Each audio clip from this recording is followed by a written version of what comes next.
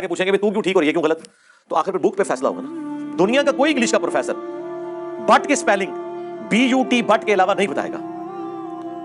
وہ بٹ سا والا بٹ تو ہو سکتا ہے BAT بٹ، انگلش میں جو بٹ ہے نا وہ آکسفورڈ یونیورسٹی کا پروفیسر بھی BUT بٹ بتائے گا، پاکستان کا بھی پروفیسر BUT بٹ بتائے گا. لیکن مولوی ایک ہی قرآن پڑھتا ہے، ایک ایاک نعبد و ایاک نستعین پڑھ کے اللہ کو پکارتا ہے، دوسرا بابوں کو پکارتا ہے. تو پھر فرق تو آ گیا.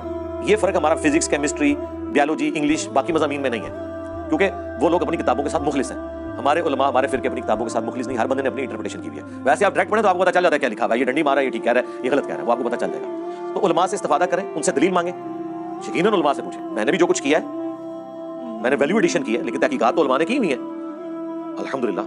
احادیث کی کتابوں کے ترجمے، قرآن کے ترجمے، تفاسیر، یہ پرانے محدثین نے ہی لکھے ہیں، اور انہی کو ہم نے کنسلٹ کر کے پرائمری بکس تک پہنچے ہیں، اور پھر اس سے ہم نے ویلیو ایڈیشن کر کے عوام الناس تک بات پہنچائی ہے. علماء نے بھی جو کچھ بیان کرنا ہے وہ انہوں نے قرآن سے، بخاری سے، مسلم سے بیان کرنا ہے، اور ہمارے جیسی عوام الناس نے بھی اگر بیان کرنا ہے وہیں سے بیان کرنا ہے. لیکن اب یہ حیران کن بات ہے کہ ہم جو بیان کر رہے ہیں وہ تو لکھا ہوا ہے، جو یہ بیان کر رہے ہیں وہ لکھے کو نہیں ہوا. تو یہ بے عزت ہو رہے ہیں، اس کی وجہ سے جو ہے پھر ان کو پریشانی ہو رہی ہے. تو ہم کہتے ہیں کہ آپ سب کو سنیں اور اس کی دلیل کو، اور جو دلیل نہیں دیتا اس کی پگڑی سے دھوکہ نہ کھائیں، اس کی ڈگری سے دھوکہ نہ کھائیں. وہ آپ کے ساتھ دھوکہ